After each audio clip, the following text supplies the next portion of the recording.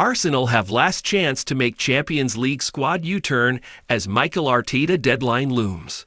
As Mikel Arteta looks to rotate his Arsenal side enough to keep key players fit for Sunday's Premier League visit of Chelsea, but also to try and add gloss and momentum to the Champions League last 16 tie against PSV Eindhoven, all the pressure is off. Only injuries and suspensions can bother him now. Arsenal are through bearing a miracle, and shock the type of which has quite literally never been seen before. Arteta can plan with this in mind.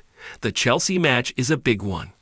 A win against the Blues will cement his side in second place and could see the gap to Nottingham Forest in third grow to 7 points, with 9 games remaining. Losing would allow Chelsea to within a one-match swing, dragging Arsenal into the scrap for Champions League qualification. Things are unlikely to get this far as the gap to 6 is already 8 points. Arsenal will not want to drop down and be fighting with Manchester City, Chelsea, and Forest regardless. With that in mind, Arteta has a rare chance to rest and rotate. Jurriën Timber, Gabriel Martinelli, and Raheem Sterling are all one yellow card away from missing the next match in Europe, expected to be the home first leg quarter-final against one of the Madrid sides. So decisions will have to be made over their involvement. Martinelli could do with getting some minutes under his belt as a return to match sharpness continues following his injury. Raheem Sterling is the natural replacement either on the left to shield Martinelli or for Ethan Nwaneri on the right, who is due a day off after shouldering much of the creative responsibility in recent weeks.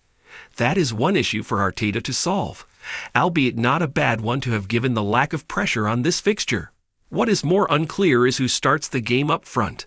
Mikel Merino has been the semi-permanent placeholder, but is another who will surely need to play against Chelsea.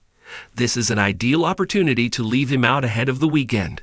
The same is true of Leandro Trossard, who has also played there. Arsenal do have a wild card if they want it. The only natural striker in the senior squad right now is Nathan Butler-Oyedeji, and he has been in and around the team since early January. Even before Havertz and Gabriel Jesus were ruled out for the season, he had started to get picked on the bench.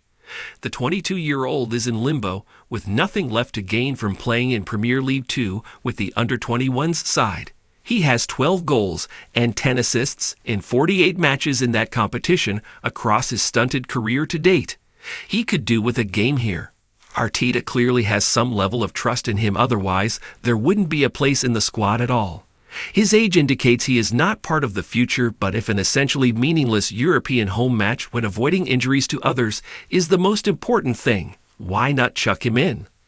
The Hale End graduate's record of not scoring in League One least season at Cheltenham Town, from 13 appearances, no starts, 250 minutes, and a maximum of 1/2, is not exactly promising.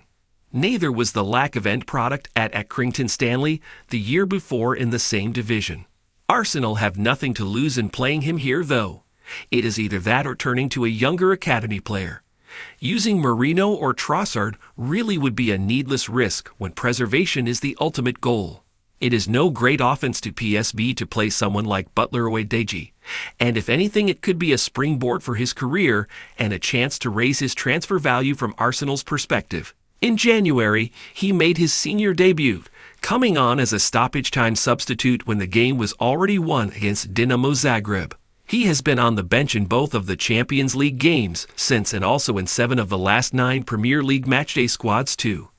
The fact he did not feature against Manchester United on Sunday is not a great sign for his hopes, but does not rule anything out. Butler-Oyedeji would at least bring some striker instincts to a team severely lacking in it.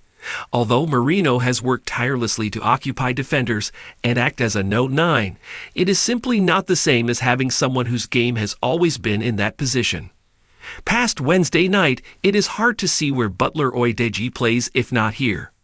That may not be a significant problem as he has been peripheral, at very best, to matters. It is the last chance to try him out and to offer a valuable experience to a player in need of it.